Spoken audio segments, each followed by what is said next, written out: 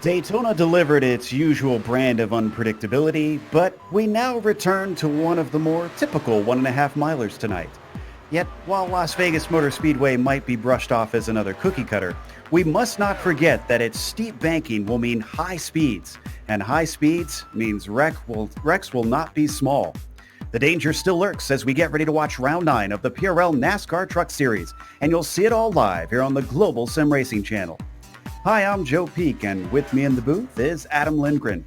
Behind the scenes is our director, Sean Crackers Ambrose, and he's using cameras provided by Dougie Beard.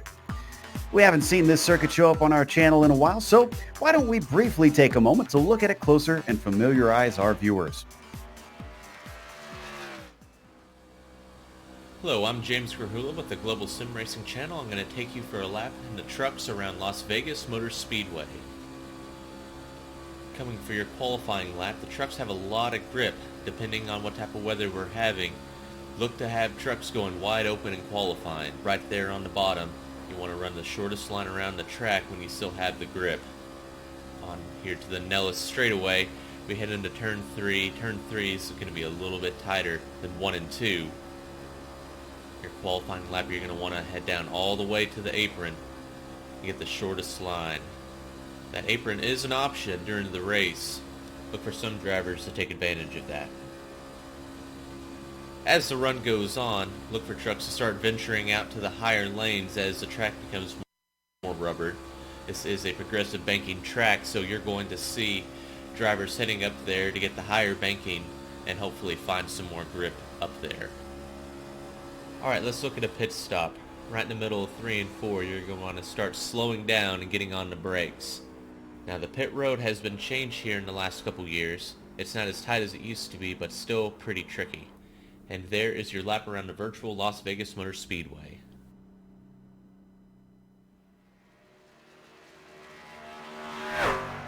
Yeah, you can see some of the speeds that we experience around here, but Adam, you've got a little bit more information about this place specifically. Yeah, Joe, Las Vegas Motor Speedway may be 1.5 miles or 2.41 kilometers long, but this place drives quite differently from many of the mile-and-a-half tracks, and that has to do with its progressive 12 to 20 degrees of banking in the corners, and its true trial design. This creates very fast cornering speeds, and the trucks will be lifting very little towards the beginning of their runs. This also has the byproduct of making the top line very attractive later in the run and make passing very difficult, as coming down the hill to pass means less banking helping you turn, meaning more tire wear and more heat, and the risk of sliding up into your competitor. Play your cards right though, and you could pull off a slide job to remember here east of the strip. We'll see if anyone's up to the challenge, Joe. Yep, it's certainly expected to be warm as you would expect here in the desert, but let's also take a brief moment to mention our sponsor, Diecast Kings. Shop Diecast Kings, your home for the best selection of NHRA, NASCAR, and now introducing IndyCar diecast cars at diecastkings.com. Big thanks to them for sponsoring this season of the NASCAR Truck Series here at the PRL, which has had one of the more fascinating championships this season. And let's take a look at those points. After Bradley Hawley being the first driver to manage to get a second win, he's got 11 points over Rachel Hunt. That's not a huge amount, but with how fast that Bradley Hawley usually is, you really don't want him to have the lead this late in the season. Still, Thomas Sink with a good result has cut it down to 20 points. Clement is about 6 more behind Thomas there, and then you've got Dominic Bugine a little bit farther behind in 5th place. All of them are still mathematically in, though it's a lot harder for anybody, probably Sink and below, to try and overtake Bradley Hawley. Also, of course, we've got a teams championship. We were talking a little bit about this, Adam. You've got some fascinating stats on this one. Yeah, we'll start from the back because of the fascination that we have with the front. So Rescued Racing Paw Patrol is 73 points back to lead right now, and 10 points back of them is Backroad Bandit Racing with Riding Shotgun, 45 points back of that. And then we have the most interesting thing. This is Whataback Ramrod and Whataback Backrow. Ramrod in the lead, and they're only in the lead by 3 points. But the interesting thing to note here is that Whataback Back Row has 0 poles, Whataback Ramrod has 3 poles. Those 3 pole positions earn 1 point apiece, so Whataback Ramrod leading on pole positions right now. It's very fascinating in the team's championship. Yeah, that could come down to the wire, considering this is the penultimate round, which, speaking of which, why don't we go through the details for today's race. 9 out of 10, as I was just saying. Now, they have 85 laps here today, but the race is limited to 60 minutes long. So if we have too many cautions, it will be a time-limited race. They've got fixed setups on these trucks, and there's no free repair. So if you find yourself damaging it, you do have to come in and get that damage fixed on pit lane and hope that you're quick enough to still be able to run decently. They also have an incident limit, so you can be disqualified. There's no penalty that they have for this series. It is just a straight disqualification if you get too many incidents. So we've got warm-up ending here in just a few moments. A little bit more time left before we get off to the qualifying. Thomas Sink, interestingly, has actually got a little bit of pace over Bradley Hawley so far because he's quicker in the warm-up. But I mentioned we're in the desert here, Adam, and as you would expect, it's a little bit warm out there today. Not too bad for what I'm sure Vegas is used to, as it's 91 degrees Fahrenheit on the track surface currently. Yeah, actually, that's pretty cool for Vegas as far as the races that I've run here in the past. So I expect that these trucks are going to be pretty well hooked up today, especially with that new surface that they're racing on, simulated in iRacing due to their fantastic scans of this track. I think that these trucks are going to be cooking today. Yeah, so you can see as we watch that number 48 of Sink continue on around. Holly is only 14 thousandths off of him here in the warm-up, and William Hartman is pretty close as well. It's very tight out at the top of the field. It's less than half a tenth from Sink to Hartman, and not much more than that back to Paul Williams. A lot of familiar faces in those top 4 drivers who've proven to be incredibly fast. Now, where is our second place in the points driver, though? I'm looking to see where Rachel sits. Yeah, she's down in 8th position on the board right now, and she is only 7 100ths off the lead. Wow, so 8th place and 7 100ths separating first to 8th. That is very, very tight. As the last few seconds tick down on our warm-up. Now the real fun begins, because that warm-up really doesn't say everything about how this race will go. The qualifying will certainly determine a lot more, because starting position will be important out there.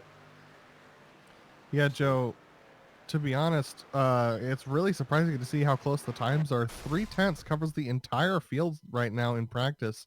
So qualifying we could see a wild card at the front. As the session switches over and now qualifying starts, getting a few of the cars ducking out onto the track. Other names up at the top, we mentioned Clement, obviously was doing decently, but Bajin, who was 5th in the timing sheets there in the warm-up, is 5th in the points, so definitely could find himself up at the front. He will be looking for those bonus points himself. Looks like Sink might be the first one around. No, looks like Colton Lane will be our first one to cross the timing line. Yeah, I expect to see these guys riding that top line up until they get into the front straight. And they might even ride it for the first lap, because you really do need to build up speed around here. You get up to 180 miles an hour down the straights here, so you really have to build up speed in these trucks in order to get a good time in. So expect the second laps to be their fastest.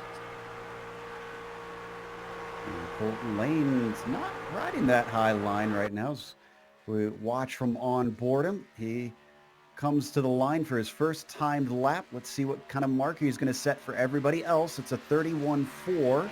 Sink was not quicker. Other drivers getting ready to come across for their timed laps now, as a few of them waited a bit before they took to the track. Brett Adams goes into second. We are seeing a little bit of cloud cover coming across the track right now, so some of these drivers starting to roll for their first laps as they see that shade coming.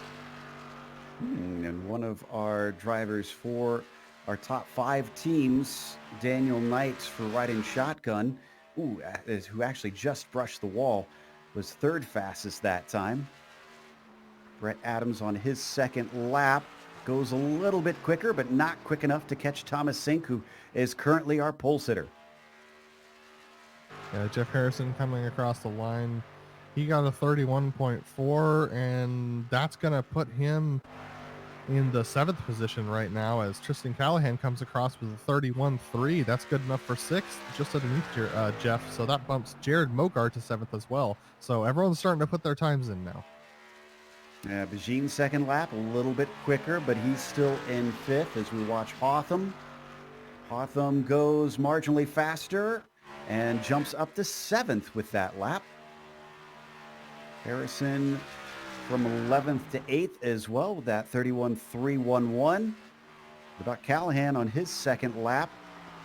Ooh, that puts Callahan into 2nd. Quick one from the 77. Yeah, and only 8 1,000ths off the lead. Jake Hounshell coming across with a 31.29. That's one of the fastest first laps we've seen, so expect his 2nd one to be quick. See, Rachel Hunt is starting her first timed lap. Why don't we keep an eye on our 2nd place driver in the points, the number 16. There you can see down the back stretch. So just about halfway done with his first timed attempt. Where is this going to set her? Sometimes good at qualifying, sometimes not. Little wild card, Rachel, when it comes to trying to put herself on the grid. It's a 31.333. That's going to be 15th, so still building that speed up. And Bradley Hawley on his first lap to 31.323 as Bradley is going to come across the line here. We're on him right now. He comes across a 31.222. That is not fast enough for the lead. That puts him at 6th. Ooh, so Bradley Hawley lacking a little bit of pace here in the qualifying. Now we're back to Rachel Hunt. This number 16 is going to want to put herself ahead of Bradley Hawley to give herself as much advantage as possible. Oh. And she does. She puts it on pole. Wow. You couldn't ask for anything better than that. As we take a look at Jeff Harrison coming into the pits right now. John LaBath still on track doing his 2nd lap. His first one was a 31.460. The 911, the Texan getting ready to finish this 2nd lap. Let's see if this is any faster. It is a 31.333, and that actually won't put him any higher up on the grid. He stays in 18th. Hartman coming across a 31.261, and that's surprisingly only good enough for 13th. This field is so tight, Joe. Less than 2/10 separating all of our current qualifiers. What about Paul Williams, known for being fast? Well, not today, I guess. He takes it down in the pit lane. And I'm not sure why. And qualifying's over anyway, so that's going to be it. Let's go through our starting order. Rachel Hunt, something of a surprise pole from her. That was a phenomenal lap. Thomas Sink, who is close behind in the points, is going to be starting next to her, so she's got to watch out. Tristan Callahan with a good one to put himself into 3rd. Will be flanked by Adam Zemke in 4th. Daniel Knight starts P5. Then you've got Charles Sumner in the 6th position. Bradley Hawley, championship leader, all the way down in 7th. Unusual. Lane Adams starts in 8th today. Jason Hounshell will be P9. And then to his right side, it's going to be Brett Adams in 10th. Dominic Bajine's going to start off P11 with Colton Lane alongside him in 12th. Row 7 is going to go to William Hartman and Jared Mogart. Then Jake Hounshell is starting 15th with Jeff Harrison in 16th. Adam Shane starting back in the 17th position alongside Brian Hotham in 18th. Then we have John LaBath and Rob Haynes as your first, Rob Haynes being your first person who did not qualify. So this is all according to iRating from here on down. You've got Williams, Telez, Aubrey, Hunter, Chatley, Richter, Hunter, and Bash. That is Nick Hunter ahead of Austin Hunter in this field, as we do have 2 of them. Right now, waiting for the rest of them to line up on the grid. Oh, what a great rear bumper he's got going there. What's that? Is this into reference to something I don't know about, or what's going on here? Just a message for the people behind him, I suppose. I love the custom schemes that you find here on on iRacing. The drivers can get really clever out there. But waiting, well, it looks like we got the Porsche pace car yet again. We had this last week at Daytona, and we've got another case of a non-traditional pace car out for an oval race as it now leads the way for Rachel Hunt. Yeah, and I have a feeling that this is going to be, I think this might be something that is out of their control at this point, so we just got the joy of seeing a sports car lead these trucks around. Hey, I'm all for it. I like it. Like seeing that Porsche up at the front. Rachel Hunt, though, will be up at the front once that Porsche pulls in. And they're just about halfway through this pace lap already. It is still 90 degrees Fahrenheit on the track surface, so not much has changed there. And just to add to things, it is in the middle of the day out here. It is just past noon virtual standard time. So it's not exactly going to be getting colder on the track anytime soon.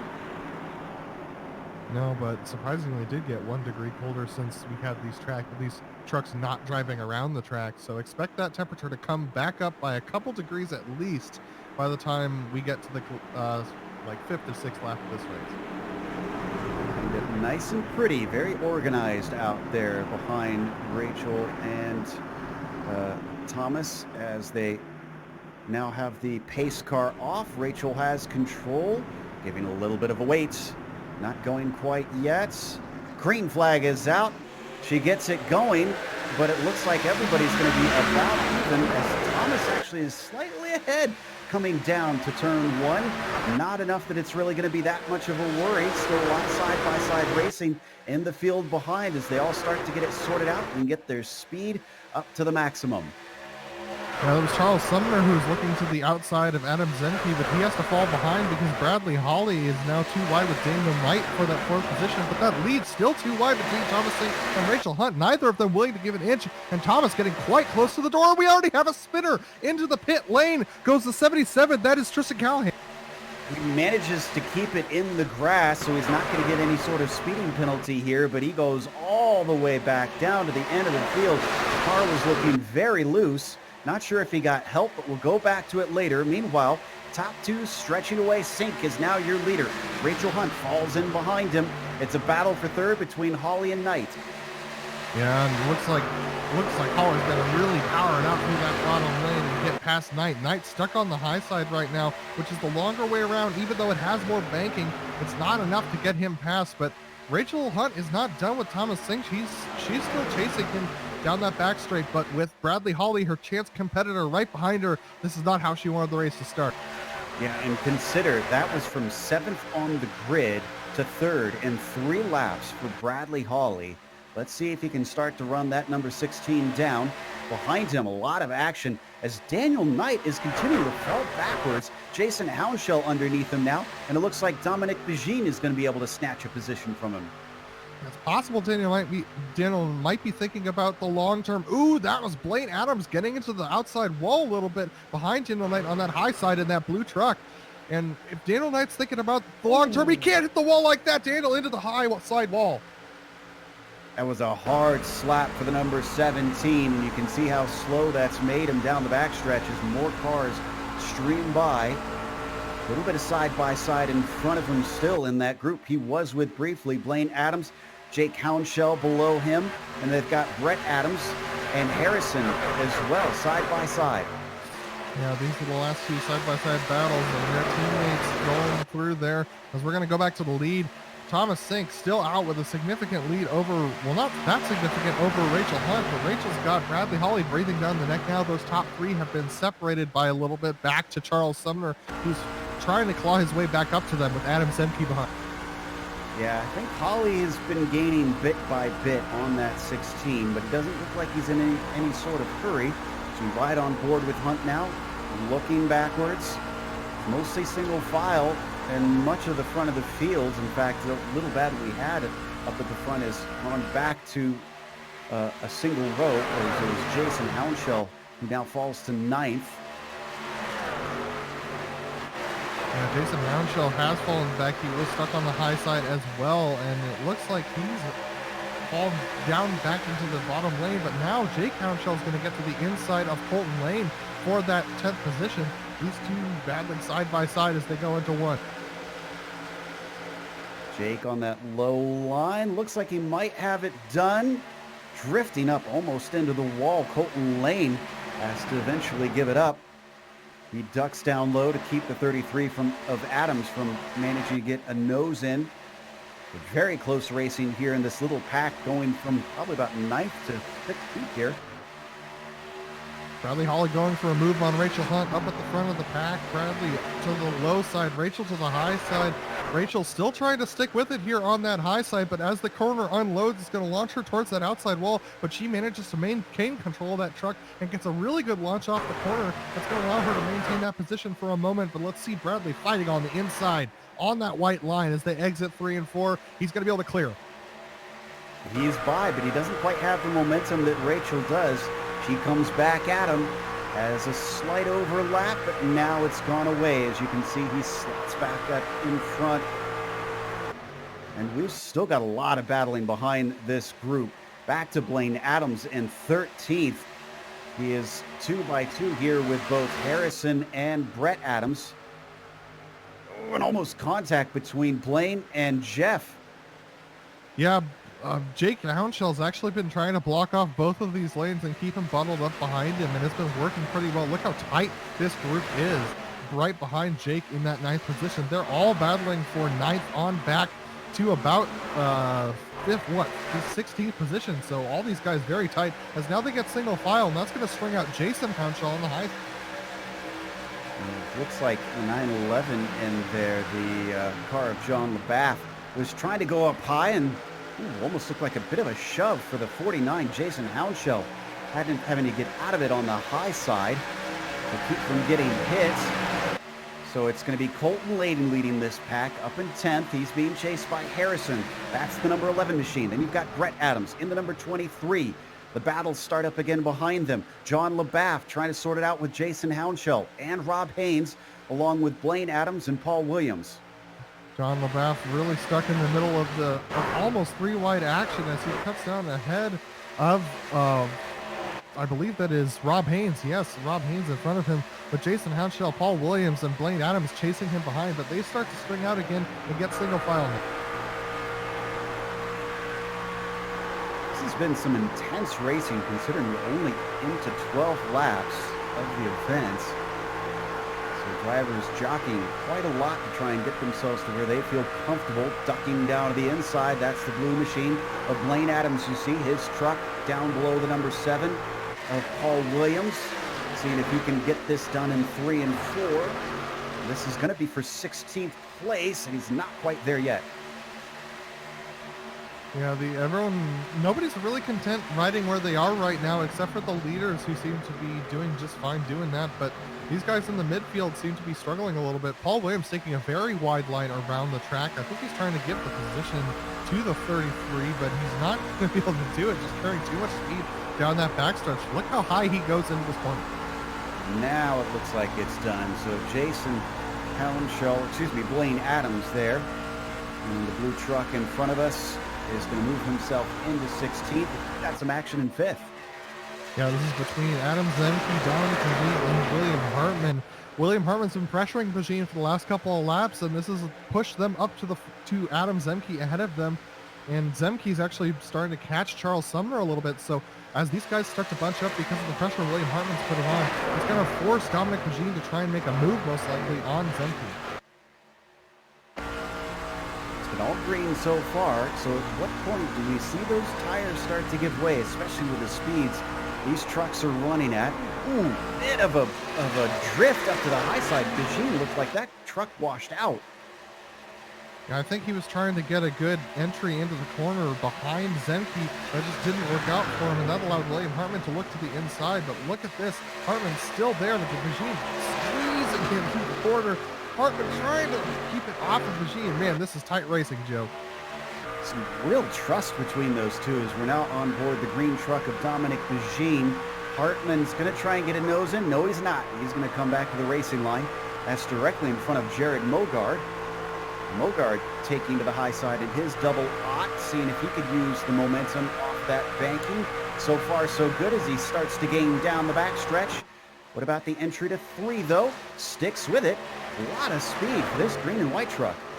Yeah, Mogard making that high side work. This is when this is those tires, when they transition and start to wear, you're going to see that high side really come into play. When we might want to go up to the leaders, because Bradley Hawley has outrun down Thomas Sink. And from what he's been like today, it looks like he's in no mood to sit around and wait in the middle of the pack and let the race come to him. He is trying to take this thing by the scruff of its neck. He gets right up underneath that rear bumper, but doesn't make a move as they come down the front stretch. Slightly shallower line down through the triover for the number 184. Comes back to the racing line, stays in it for now. Yeah, he's trying to take a look on that low side and force Thomas Sink to go to the high side and maybe try and defend Bradley coming into the corner, because Bradley seems to be really aggressive down on that white line. Hasn't quite got an overlap yet, but is certainly giving that number 48 something to think about. Oh, and wow, he is getting close to the back. I almost wonder if he's trying to take the air off of him. Now he gets the overlap that he wants. So he's got the overlap going into the corner. It's entirely possible he's trying to get that air off and make him a little bit loose onto the straight, which could definitely give him a speed advantage. But look at how he hooks up on that bottom line. That's very impressive stuff. But Thomas Sink on the high side with a good run. Behind all of this, don't forget about Rachel Hunt. She's starting to close in now that they've been racing a little side by side here. Down on the low side, the 184 of Bradley Hawley. Not going to leave this lap by. Marginally ahead, Thomas Sink has got him held at bay. Neither one willing to give up. And this has really slowed them up, because look at Rachel Hunt now. Yeah, she's definitely back in it, and that's actually kind of surprising. And behind them, Dominic Magines just made the pass on Jared Mogard and Charles Sumner for the fourth position. So he's going to be able to claw up the back of these three if they keep racing side by side like this. Thomas Sink, your leader, since he managed to overtake Rachel Hunt, their third in line, and he gets back in line, does Bradley Hawley, so he's not happy with how that bottom line is working for the pass, and he's going to try something else later. And Joe, while we've been watching this, I can report a couple different things. William Hartman got a little bit tight on the exit of 2 and hit the outside wall, and Josue Tellez got into the door of the 33 truck. That is Blaine Adams. Blaine has fallen off significantly, and Josue has some rear end damage as well. A lot of stuff happening out on track here as we continue to ride on board there for a moment with Rachel Hunt down into 1 and 2 one more time. She's regained all that ground, so how hungry is she? And 10th place as this is happening, Brett Adams to the high side of Rob Haynes with a little bit of speed. There behind them, you might catch glimpses of the 67 of Hartman and Harrison also racing side by side. Truck on the low side is Harrison, and I think you might be able to get that at the same time that Brett Adams manages to overtake Haynes. Yeah, William Hartman struggling quite a bit with that right front damage, so he's going to be in trouble. That 11 truck, though, look at Jeff Harrison hanging out on that bottom side, trying to hold off the William Hartman on that high side. William doing a good job of using his truck where it's strong. Look at him pull as he gets on that straight, keeping the 11 of Harrison honest. Don't forget Jason Hounshell in this, in the number 49. Sees an opening down below the 67. He's going to stick his nose in. Now, to complete it, though, he's got to find an opening ahead, because it's Jeff Harrison in that black and white machine there you see up in front of him. Finally, it's got a little bit of a gap. Can the 49 complete it? He got it. Meanwhile, Bradley Hawley has closed back in on Sink and has been right underneath him a couple times here. Hasn't gotten the overlap. He's looking at it one more time. He had it just barely for a moment, but decided to back out of it and not have to take that low line into the corner. Bradley Hawley really trying to focus on getting those apexes. Joe, we've lost about a second of lap time so far, so this tire we're really starting to get serious. I wonder if we're going to see anybody take a gamble as we jump back now to Zemke and Lane side by side as they trail Jake Hounshell. This is for 6th position. Jake starts to pull away down through 3 and 4, and Colton Lane much quicker into that second half of the course. So that gives 7th to the 6th. Yeah, we're also looking at the battle for P5. This is between Dominic Pagine and Jake Hounshell. This just races all over the place. It's Daniel Knight. Daniel Knight took a trip through the grass, similar to what we saw with Tristan Callahan at the start of this race. Didn't lose it, though. He manages to get he was it going. hitting the side. He was hitting the side by the 7 truck. That is Paul Williams who hit him in the right door. Interesting stuff as we watch our leaders continue to battle. Holly getting right up there. Almost think he's trying to give a bump draft there to the 48. Well, I mean, the speeds around this track is insane. They're extremely fast around here. It's almost a super speedway. At least it almost feels like that when you're in the truck. And these 3 at the lead may think that they're doing good on time, but Jared Mogard in that 4th position and Dominic Pagine in the 5th position are gaining quick. So the plot thickens. The temperature has actually gone up by 3 degrees since the start of this race. So the track is definitely getting a little bit slicker out there.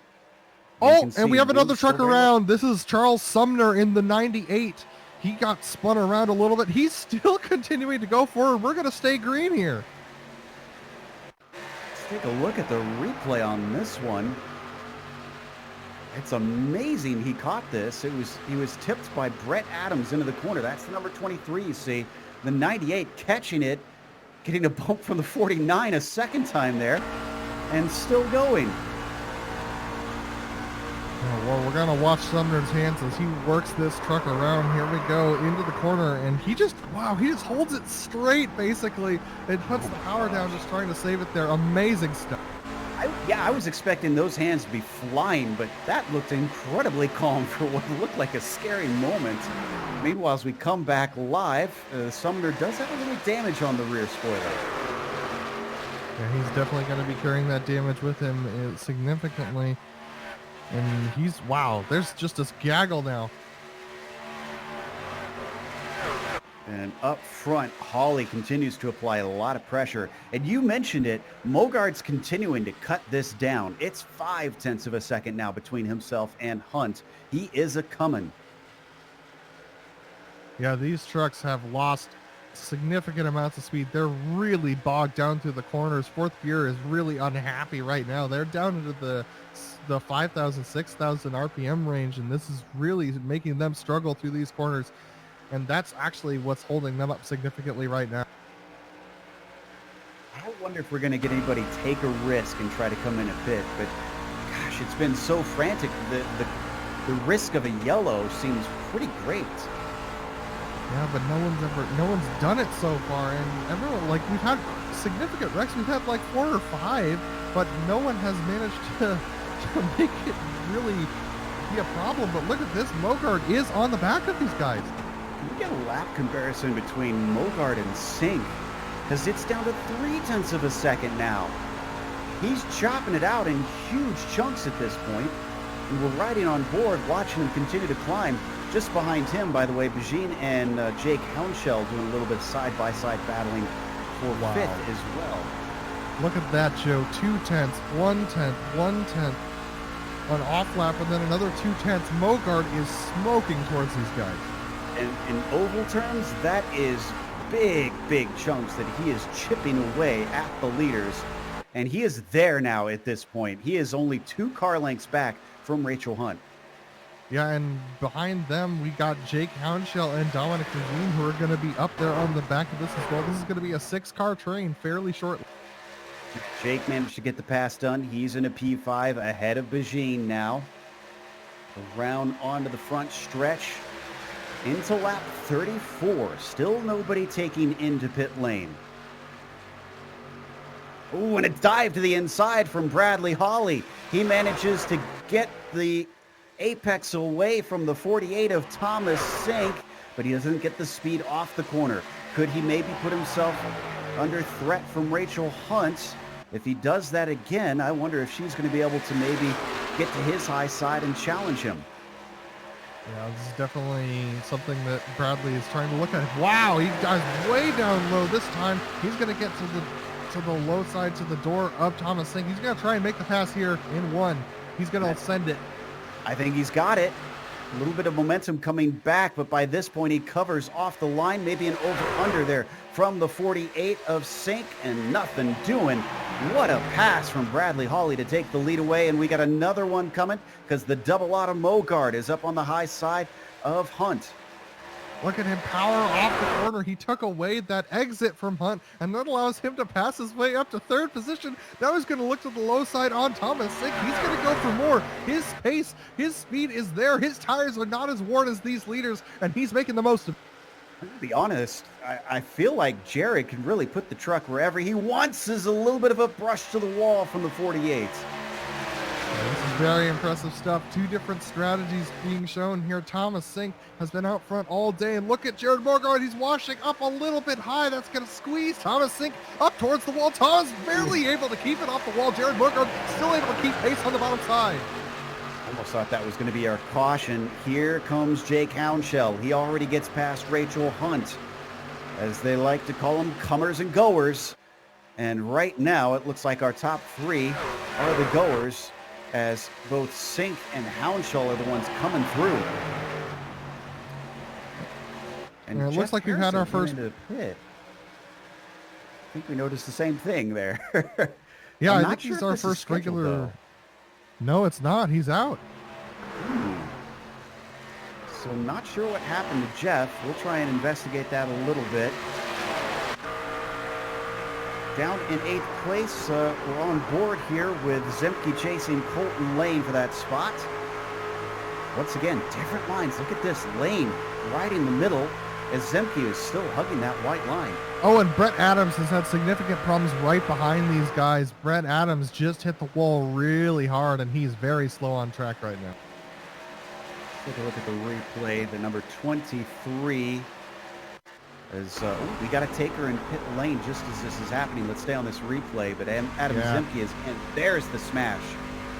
Yeah, and Brett, he already had right side damage, and so he just compounded that with that smash there, and then he got a little bit of a rear shove as well, so Brett really struggling. I think Zemke is making a legitimate call here. Let's watch. Down to his pit stall. Green flag stops, and he gets it in nicely. Taking right sides. I'm expecting all four, yeah. Definitely 4 tires and fuel. They're a second and a half off pace right now from their fastest laps during this race. So Zemke could gain significant positions if this works out for him. William Hartman's also going to join him on pit road. I was just going to ask, who's paying attention here? Because the drivers have to know at this point that the trucks are slower. Hartman does have a little bit of damage, though. I do believe we saw that before. He takes an awkward entry in his pit stall, but still manages to get the service. Meanwhile, Mogard is now up to second with Hounshell behind him. Jake trying to low line, but they're both all over the back of Bradley Hawley. While we're watching this, I can also report Rachel Hunt is in from the 5th position. She's one of our first takers from this lead pack as well. Ooh, that is going to be fascinating. Mogard underneath, trying for the lead, yeah. Oh, but he's not going to be able to do it. That's going to allow Jake Hounshell to get to his inside. This could be a problem for Morgard getting trapped on that high side, but here comes the cloud. It's not going to reduce the track temperature as much as it used to, but that still could be significantly helpful for him at the high side, but he's just going to back out. So he falls back to third. Also behind them, Thomas Sink has fallen to 4th place, but he's managed to hold on. Something worth noting there. Now, where is Rachel Hunt? She is back out from pit lane and rolling. And we have now, 4 more drivers who have pitted have gone a lap down. Sorry, go ahead. Leaders into the pits. Here we go. This is Bradley Hawley and Jared Mogard. Jake Hounshell keeps going. I'm not sure Bradley Hawley made it to the line. I guess we'll see a penalty for the 184, and if so, under green flag stops, that is going to be crushing. They all look for their pit stalls. I think the dominoes are starting to fall. Everybody's seen the number of drivers that have come in. They've probably seen the lap times of the likes of Zemke, which, by the way, Zemke is about half a second behind Rachel Hunt. He was nowhere near there before the starts, and That was only 2 laps difference between them. Bradley Holly did not get a penalty, so he's going to roll out on time. So that pace advantage that Adam Zemke got was significant. That undercut definitely worked out for him. Makes me wonder, with Rachel Hunt with 1 lap difference, is this going to be enough? Where is Holly? Holly's just on the backstretch right now, but he's not totally up to speed. Rachel Hunt is coming along. Zemke is following, who we ride on board with right now. And is Holly that far ahead? Yeah, Holly is that far ahead, and it was... Oh, we actually just have a wreck right in front of them. We just saw it on screen. That was between... Sink. Rob. Yeah, it's Nicholas Hunter as well. Wow. You know what happened is Sink was having to take evasive action from a pitting truck, and poor Austin Hunter was to his side. That was, actually, was it the other Hunter? No, it was Brennan Chatley. Yeah, that was the 312. Wow, look at this. Oh, it was just a little bit of neck kind of forces them into one another. Really rough right there. Poor Austin Hunter got the worst of it, slamming into the wall. Certainly not going to help Sink, because he's got to have damage out of that. Meanwhile, Zemke and Hunt probably breathing a sigh of relief that they got away unscathed. But the last of our drivers pitting, including Jason Hounshell, Adam Shane, and Austin Hunter, this will give the lead back to Bradley Holly. NASCAR letting these folks be folks today, because we're still green, we're still going. Jason Hounshell in the pits as Bradley Holly will take over the lead of this race, and he is 2 seconds ahead of Jared Mogard in second place. Man, those pit stops made a huge difference, and I'm not seeing much difference in time down on the lane between them. This has to be in and out laps. Yeah, and that's where experience really makes a huge difference for these drivers. Is the speed coming in and out of the pits. That's where you can make up so much time. Multiple seconds made up by Bradley Holly. 2 seconds on the track.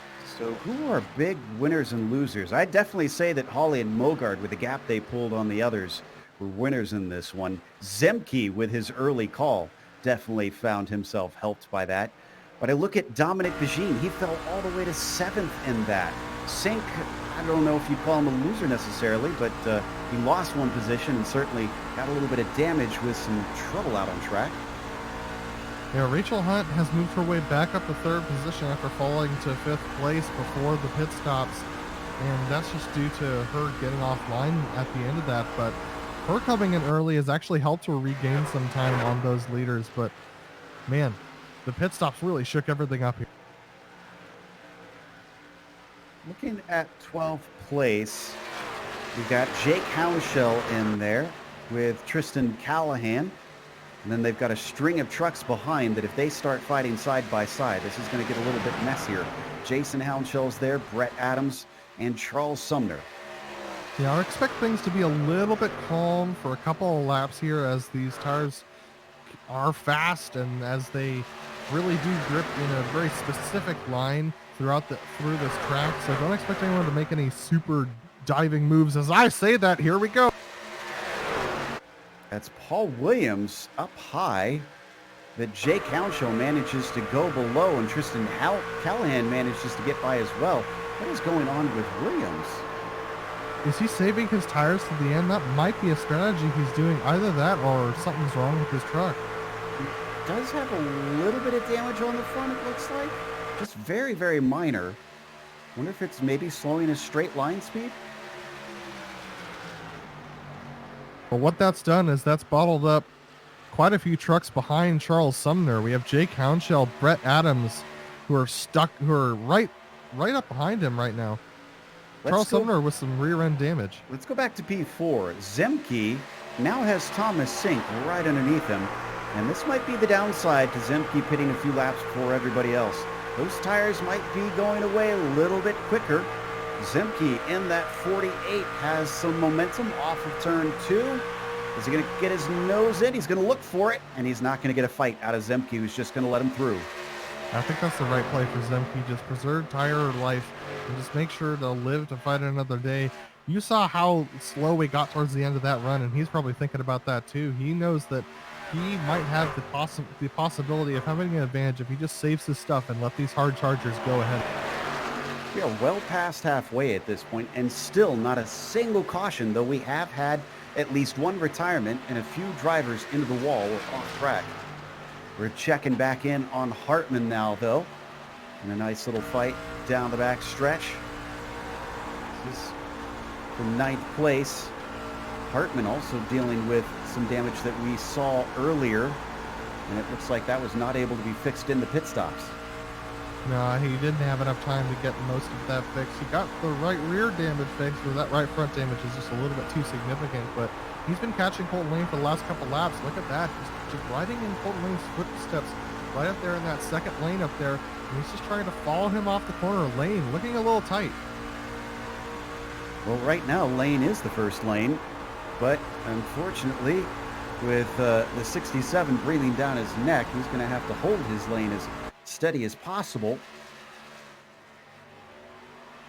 Still clinging to the rear bumper of that number 60. We're 54 laps into this thing. And we're down to 22 drivers on the lead lap. With it being all green, they're going to continue to get into traffic. Yeah, we're taking a look at P3. This is with Thomas Sink. Thomas Sink is on a charge. He's got that same strategy in mind as the first stint. He's just going to go full out really hard here and use up all his tires as early as possible. But Rachel Hunt looks like she's kind of doing the same thing. But they are about 4 laps off, 4 seconds off of Bradley Hawley right now, 4.5. So they're not gaining on the leader. And Mogard and Hawley have been a rocket ship ever since those pit stops. Thomas Sink continuing to close on the number 16. Is this legitimate pace, or is Hunt maybe saving some of her stuff? No pass attempt down the front stretch here. So maybe setting her up, looking for a place where he can get himself a good solid run and have an easy pass. So far, just riding in line, nothing doing now. Yeah, but something we noticed, Joe, was in that first run, riding in line actually made the whole pack slower. The trucks that were able to race all on their lonesome were able to go faster than the trucks at the front who were riding in line. So the draft isn't really helping these drivers. It might actually be hurting them. Wonder if that is partly due to just the trucks sliding a little bit more from the aero wash. Maybe it's wearing the tires away quicker. Yeah, that's my guess. We're going to take a look back at P19. This is between John LaBath and Daniel Knight and Brian Hotham. They are being joined by Blaine Adams as well. So this is a very tight race between them as they get going across that start-finish. Now the fourth one back there, that's Nick Hunter that you see in the red and white. He's a lap down, side by side with Hotham underneath Knight, trying to get himself another spot. The 17 who rides up high still fends him off, but shorter line still belongs to the number 13. Can he finally get the job done? He gets a nose ahead through 3 and 4.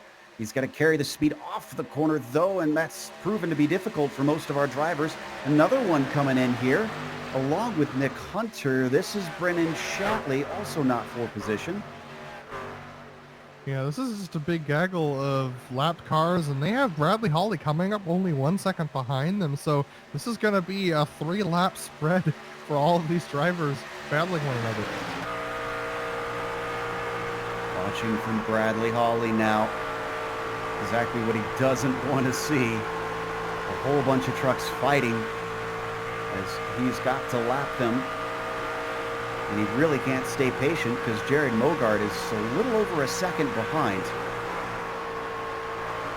Yeah, Joe, that second could just disappear if he gets stuck up behind these lap trucks, and they are not content being single file right now, so this could really cause a problem for him if he's not careful. Stay on board. He quickly approaches the 17 of Knight. How aware is Knight to the situation happening behind? Going to let him through. Holly's going to be able to duck low. And I do believe the Texan is going to hand it over, so nicely done. There's one down, 4 more to go. Still side by side battling between Adams and Hoffman for that 20th position right in front of him too. Yeah, that could be problematic for him. He's coming up behind this pack, and if they don't move out of the way, it looks like they're going to get single file here. So this might be the opportunity for Bradley Holly to get through. He goes to the low side there, and able to hang on to it. Let's see what happens here. He's going to get underneath Hoffman nice and easily. Yeah, I was just about to say, if they stayed too wide, I don't think we've seen much 3 wide so far today. Now, it's definitely something you can do, but I don't think these trucks really have the closing capacity on each other to make that happen unless somebody makes a mistake off the corner. I've been keeping an eye on our leaders as well. Sink has not been able to challenge Hunt. He's still riding back there in 4th. 63 laps into this thing. Still no caution all race long. Are we going to be able to go all the way to the green? And who is good enough on their tires to have something for the end? That would be the second race this season that would go caution-free if that was the case, and that would be quite an impressive feat for these guys. Side-by-side action for 10th between Lane and Hartman. Lane's on the low side. That's the 67 there. You see in the red and white with William Hartman trying to get the job done. He was hounding him for a number of laps and keeping him honest. And now he's got to seal the deal coming off of turn 4. Just can't quite manage to leave Lane behind. Yeah, we're reaching that point where the transition has happened and these tires are starting to go away. They're once again about a second off of their fastest laps now as Colton Lane to that low side is going to try and power away out of the corner and get a gap on Hartman, but Hartman just able to hang on that high side. For sure that Hartman would have it done by now. And no, Colton Lane is going to deny him. And look at this. Remember Tristan Callahan falling to the very tail end of the pack? Tristan is up to 12th now. Yeah, and this might be some tire saving that he was able to do. He's just ahead of Jason Hounshell, who's been following him through. And William Hartman's going to go back up to that high side. That's going to open the door to Tristan Callahan on the low side. Tristan's going to take the open invitation, but Hartman once again with good speed down the straight. But Tristan's just able to dive it down to this low side and make his way by. They definitely saved some tires for these last moments, Joe. Yeah, and remember, Tristan also qualified in 3rd, so we know he's got pace in that truck.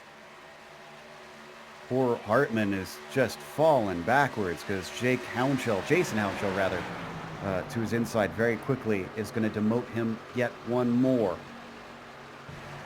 And here comes Tristan now on the slower truck of Colton Lane. Look at him just dive to the bottom. He makes it look easy, but this is what tire saving can do for you. If you're just a little bit nicer on your tires, you can really make a difference here. Now, Contact, and there we go! A big spin into the wall. That's definitely going to be our first caution of the day if they can't get it going, and there it is. Yep. Oh, man, Tristan was doing such a great recovery.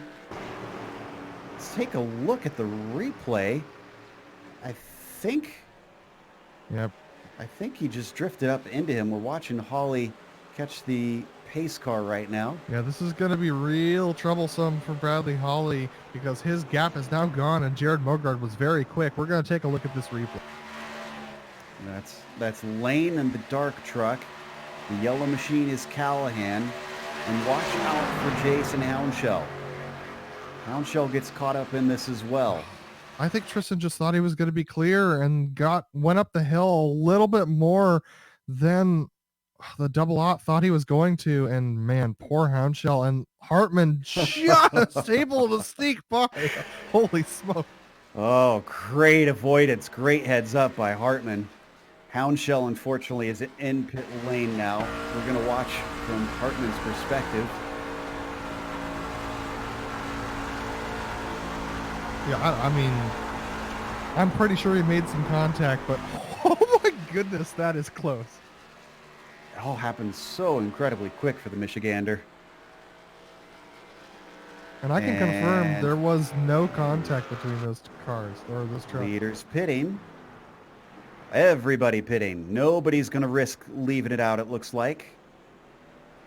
Now, with tires that are a second to a second and a half off pace, you would get eaten up very quickly. So everyone's going to come in and at least take 2, if not 4 tires and fuel. Well, that's the bigger question, I think. Is two tires viable enough? Will that track position that it gets you be worth the risk? Can you keep the pace up? We're looking to see if anybody's going to gamble with it. Holly's the first out. He takes 4. Zemke doesn't. Zemke with a two-tire call. Zemke with a two-tire call. Brett Adams is also going to take a two-tire call. William Hartman's going to take this time to get some repairs done on his truck, so he's taking a longer stop. It's probably a good idea. Paul Williams is going to do the same thing. But only 2 drivers taking 2 tires, and one of them is going to start outside line. Will this pay off for Zemke? This gives us a chance to catch our breath here, though. We're going to come back with the finale here for round 9 of the PRL NASCAR Truck Series. Don't go away. This has been a fantastic race here in Las Vegas.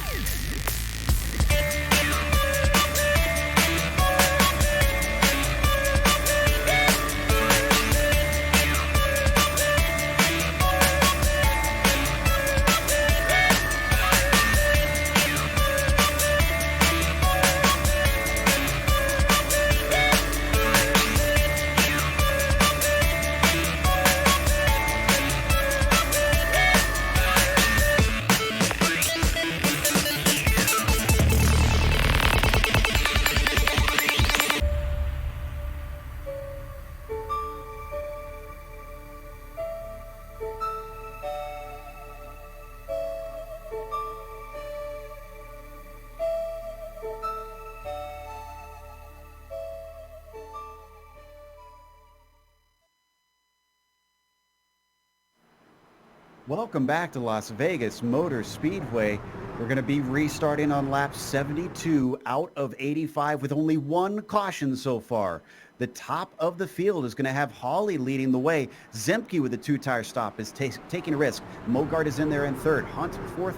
Sink in 5th. And Bajin, the outside of row 3 there in 6th place. So what's going to happen now? And what is this going to do for Zemke? Not sure that he'll have the pace to try and challenge Holly with at least 2 tires being worn out.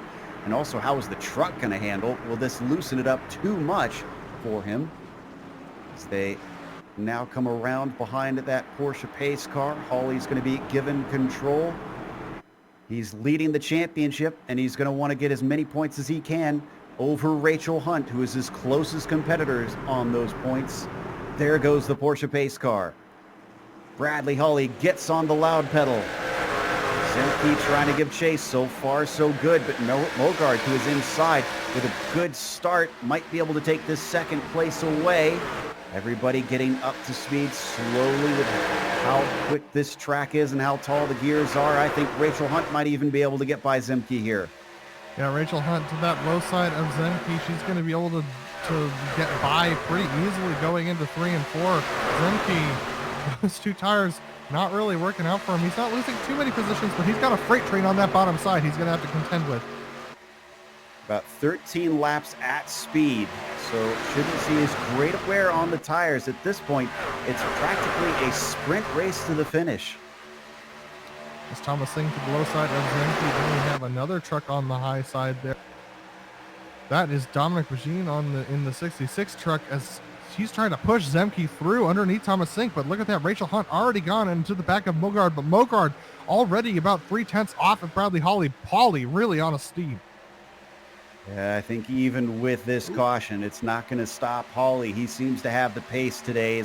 We might actually get a 3 wide, and Bajin is going to back out of it mercifully because those two were pinching together quick. Oh, now we got still 3 going to wide get it behind them. Oh, boy, that's Zemke. Oh, Bajin. Oh, my goodness. And they almost wrecked behind him as well. Jose Tellez coming down a little bit on Jake Houndshell. They're very tight here, battling for these top positions in the top 10. I'm gonna put on my sleuth hat here and say that Zemke's call for 2 tires was a bad one based on what's happening right now. Well, he hasn't been able to get to the low side, Joe. We don't know whether it was a bad one. He's the only truck who's been stuck on the high side, and now Jose Tellez into the wall on the high side. That's going to make him drop like a rock off of this path. Almost looked like he just didn't realize that he was coming up to that wall that quickly. That thing smacked it without any sort of avoidance. So that certainly hurts the 24. As actually he's going to get caught by other 2-tire call driver. That's Brett Adams down there in the 23. And Mogard has now climbed up to the back of Bradley Hawley. He has regained that time. Hawley being very measured. Oh no! And Mogard hits the wall a little bit on the outside. That's going to force Rachel Hunt to try and get by him because Mogard's going to be damaged. And behind them, Dominic Bajin and Thomas Sink are also side by side. Battle starting off every. Sink's going to manage to get that 4th place away from Bajin, but now Hunt on the inside of Mogard. Can she slot herself into second? Minimize the damage to Hawley. Could she even try and chase down Bradley Hawley? She has every incentive to throw it all out there and try and run down the 184 to take the victory away with 9 to go. She is the last hope for all drivers to see the championship leader not win this race. She's going to have to be the one who climbs her way up to the back of Hawley. They have the lap truck of Colton Lane ahead, but Colton significantly off pace, so shouldn't pose a problem if he goes to the high side, and there he goes. So this should be good for both Hawley and Rachel. As Rachel comes off the course, she's going to be a little bit compromised on the exit, and that allows Mogard to close up a little bit. But look at this, Thomas Sink and Dominic Bajin are smoking down there as well. Oh, we've seen this before. Sink looks really good on new tires. He almost gets into the back of the double lot, almost pushes him around the corner. I think this is going to be easy pickings for him to try and get by that green and white machine. He's already got a nose in down into 3, and he's even going to carry along Dominic Bajin, who's going to demote him yet another position. Rachel Hunt 6/10 off of the lead right now, but the action is down here for that 3rd position. Thomas Sink and Dominic Bajin are going to get past Jared Mogard. Rob Haynes is now going to follow them through as well. He's right up here in this battle. But look at this, Dominic Bajin. Look at the low side of Thomas Sink as they go through 1 and 2. But Thomas, able to carry the speed through the corner, is able to pull down in front of. And Haynes back there in 5th. Not quite clear of Mogard, so he can't get in line now. He's going to be able to be. If I had to put my money on somebody chasing down Hawley, I honestly think Sink might be the man, because it seems like the first 2 laps of every green flag run, he's just been absolutely flying. Yeah, Rachel Hunt has not lost any time to Bradley Hawley, but Thomas Sink is gaining a little bit on Hawley and Hunt, so this is going to be very interesting. Look at this, Dominic Bajin coming through the corner at a very different line. He looks like he diamonded a little bit to get an early exit. That gets him a little bit more speed coming through the straight, but here he goes to the 3 and 4, chasing behind Thomas Sink.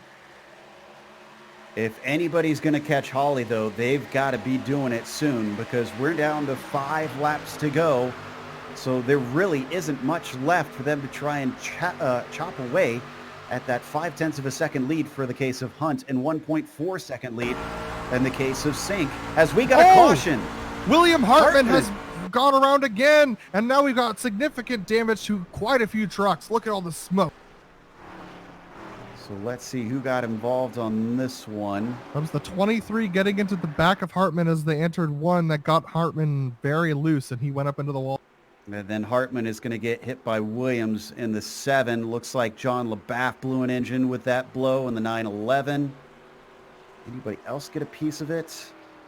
I think Tellez scraped the wall in avoidance.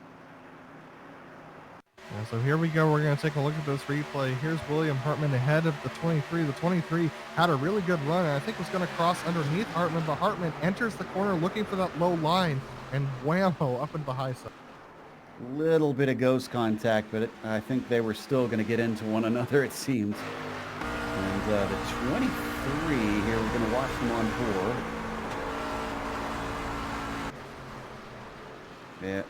Yeah, that contact was going to happen, netcode or not. Okay, so as we're going to watch it one more time, I'm keeping an eye on who's coming into pit lane. Actually, I think might be everybody. Oh, no, fake outs. Fake outs for So look at a this, lot of William them. Hartman. Yeah, I don't think the 23 expected William to turn into the corner. I think he expected William to go around the high side, and that's what caused that incident. But as we were watching, everyone in that lead pack faked out all the way down to 12th. Behind that, we have Josue Tellez, who we saw get into the wall, then Brendan Chatley, Mike Richter, JR Bash, and Paul Williams, who are in the pits. Yep, I think this is either drivers who've got nothing to lose or those who need to get some damage repaired. We've lost a lot for what's been a mainly green flag race. LaBaff, Hartman, Callahan, Jason Hounshell rather, Austin Hunter, and Jeff Harrison are all out of this race. Now we do, I believe we have one green-white checkers. Is that correct? Yes, we do. Yeah, and I think we'll see when we come across the line this time if the iRacing stewards decide to throw it to a green-white checker. My guess is they probably will. Yeah, unless those lights go out this time by, it will absolutely be a green-white checkers. As we watch Holly, who's now had his lead to Hunt eradicated. It could all come down to the restart. Yeah, but my concern is that Rachel Hunt has historically not had great restarts on the outside lane, so she might be a little bit late to the jump here, and that could give Bradley Holly a significant advantage. So as they cross the line, let's see what the iRacing stewards decide. Lights are still on. And this is the final caution, so yep, this is going to be a green-white checker according to the iRacing stewards. Okay. 2 laps to get to the finish. Drivers will have to try their best to keep it green on that first lap, or else we will finish under caution. If they get to that white flag, then it is all bets are off. No more yellow flags, and whoever gets to the finish first. Let's see, of our drivers that just stopped last time, Brendan Chatley sits in 12th with fresh rubber on him. And Joe, it looked to me like Brett Adams is blinking a little bit. He pulled off to the side of the road and has parked the truck. I believe he's done for the day. Yeah, he's grayed out on my screen. So he hasn't even brought it back to the pits. I'm not seeing a disconnect yet, so not sure what's going on there with the 23. Well, he did the right thing and pulled off when he started to see himself getting a little bit of connection issues. But, Joe, we also have to remember that this is going to be the first restart where these drivers have not had fresh tires. So we could see some tire spin here. So who was doing some practice earlier? Who put on some old rubber and tried to get some restarts in?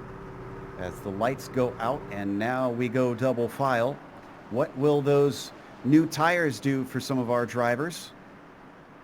And you make a good point here, Adam. You're sending me a note here on that they've got the new tire model. What are those like after they've had a little bit of a run? To be honest, Joe, not many people know that much in these trucks. We haven't run a course like this in quite a while, so this is kind of uncharted territory for these drivers.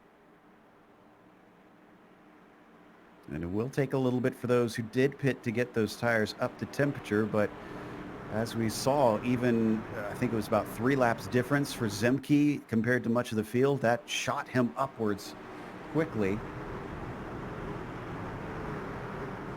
All right. Bradley Holly and Rachel Hunt, first and second in the championship. are first and second on the track. They have 2 laps to settle this penultimate race out. If Rachel can beat Bradley to the checkered flag, that'll close down the gap and give her a better shot at trying to take this championship to him in the final round. If she cannot, it won't be over, but it'll be that much harder. Pace car is in. Holly is off very quickly, and it's not a good start for Rachel Hunt. Thomas Sink is the one that manages to get up there into second pretty quickly. Hunt closes off the inside before Dominic Bajin can manage to get in there. What about Jared Mogard? He was quick on that last section of green flag racing. The double odd is 5th in line and could maybe try to find something in the final lap or so. He's actually, whoa, that's him way down low with Rob Haynes trying to almost go below the white line on him. But Bradley Holly is quick and has pulled a couple car lengths of a gap to Thomas Sink as we come to the white flag and get one more to go. Can anybody chase down that blue machine up at the front of the field? Down into turn 1. Hunt is going to try and chop off the nose of Dominic Bajin, preventing him from getting inside of her. She knows she needs this 3rd place. She needs every position possible in this championship. Down the backstretch, they're staying single file. Nobody manages to get a run on Bradley Holly. And as the 184 comes out of turn 4, he is going to take his 3rd win of the season here at Las Vegas. And chaos is happening behind him with Adam Zemke, Brendan Chatley, Charles Sumner. They all come across the line, and we'll try and sort that out when we come back as well. Oh, my goodness. So, with the checkered flag out, Bradley Holly takes the win. And this is certainly going to be significant for him in helping at the end. Let's go to the replay here. Now, who was involved in this battle? This was Zemke and Charles Sumner, Brendan Chatley. They were all in a complete chaos going down that backstretch. And here they come out of 4. And it's complete chaos here as the 59 tries to shoot the gap in the middle, and the 83 trying to find a way by as well. But wow, a very close finish between the 21 and the 38 there. Great stuff at the end. That's the sort of endings we like to see with those green-white checkers. Keeping it clean, but exciting and hard racing as Holly burns it down with another victory. We're going to go to break and come back with the unofficial results as well as driver interviews. Stick around as we'll show you all the upcoming races here on GSRC on your screen.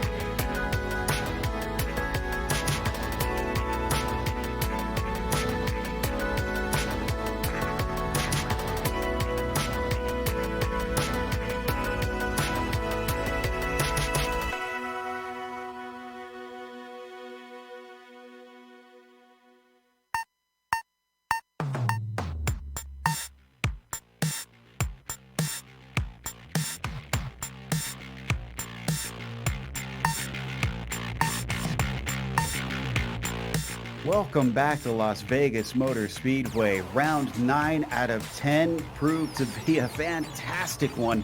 And Bradley Hawley won it, but it certainly wasn't for sure, especially with a couple late cautions making him have to work for it.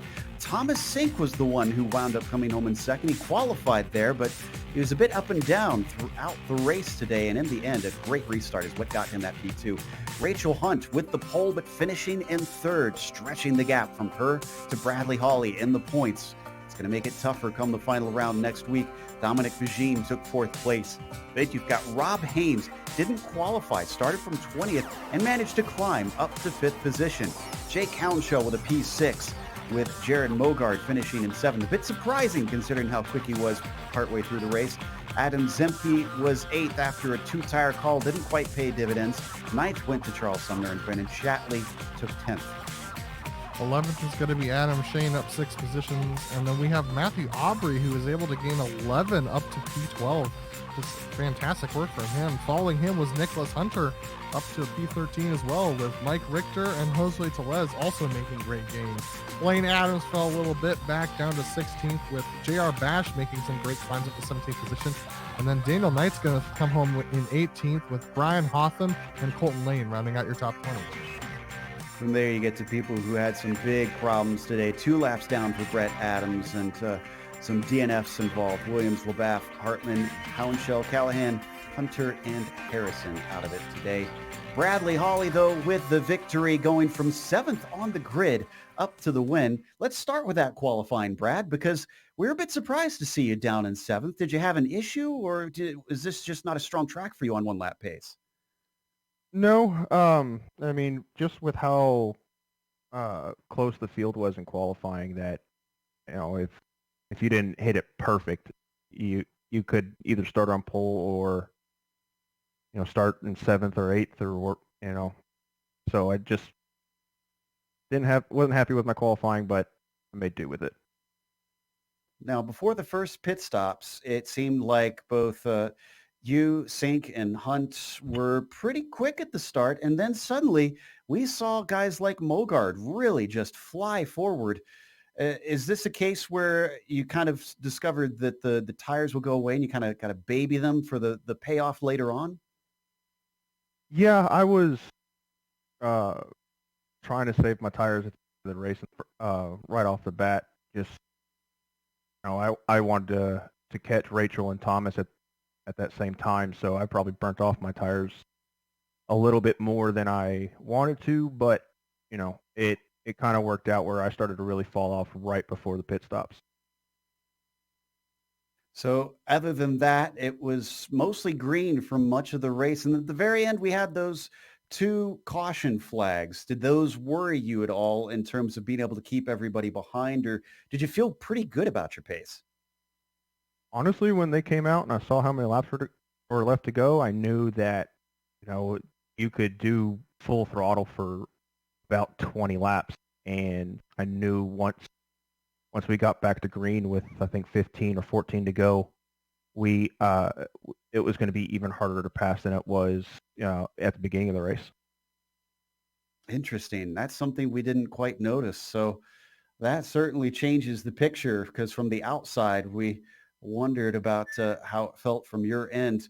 Well, again, congratulations, Bradley. Anybody you'd like to thank for victory number 3 this season? I'd like to thank our sponsor for sponsoring us week in and week out and coming back for next season. I'd like to thank you guys for broadcasting us week in and week out again. You always put on a great show, and then the Waterback guys for practicing, figuring out strategies, and working together well during the race. Yeah, that's a good point with the Waterback team, as we know that championship for the teams is very tight. That was Bradley Hawley, our winner. Up next, we've got Adam talking to Thomas Sink, second place today. Thomas, after a long green flag run, you hit that pit stop and you come back out of the pits and start making gains towards the front again. How refreshing were those fresh tires, and how tough was it to keep that truck going around on the old tires? Yeah, I was telling my teammates on the long run, it had no rear grip, had no front grip. I was just basically four-wheel drift off the corner, and so once we got fresh tires, it was nice to be able just to go again and be able to have some control of the truck. Yeah, and on that final restart, you made a great jump there behind Bradley Holly and were able to take second place away from Rachel Hunt. How did you get that jump? Was it just reaction time, or were you talking to Bradley at all? We were talking. He's my teammate, so we kind of timed it out and counted it down, and once he hit go, I just nailed it, and it was like kind of a relief to be able to just finish it out. And did you have any hopes of catching up to Bradley, or were you just trying to ride around and make sure you got that second position? I was just trying to ride around, get that second just for the points at this point. Well, Thomas, a fantastic finish for you today. Thank you. And going into next week, in the last round of this series, is there anything you're looking forward to? Yeah, top 5. I just hope to finish and not get caught up in some of this mess that's been going on. Well, Thomas, great finish. Is there anyone you you. want to thank today? Of course, Brett Holly, him sponsoring me with Stars and Stripes Realty, Inline 309, American Breadcrumb Company, Trading Paints. You guys, of course, like I said last week, you guys do an excellent job, and I love watching your guys' broadcast.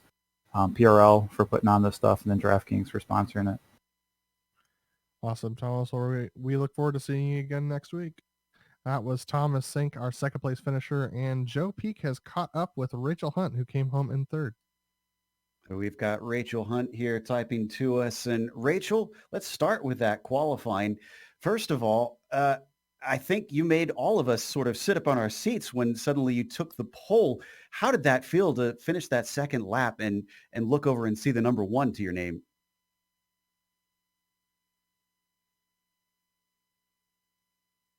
She says, oh, that felt great. And I can only imagine. From there, you certainly had a lot of drivers challenging you throughout the race. First of all, Sink seemed to get by pretty quickly. Were you content to ride in second behind him at the start, or did you want to try and take that lead back?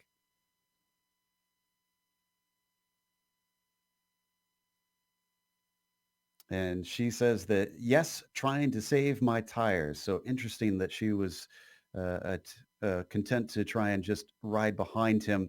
In the end, obviously, this increases the gap between you and Bradley Holly. So what are your hopes like going to Auto Club for the finale and trying to take the championship away? Do you feel good about it?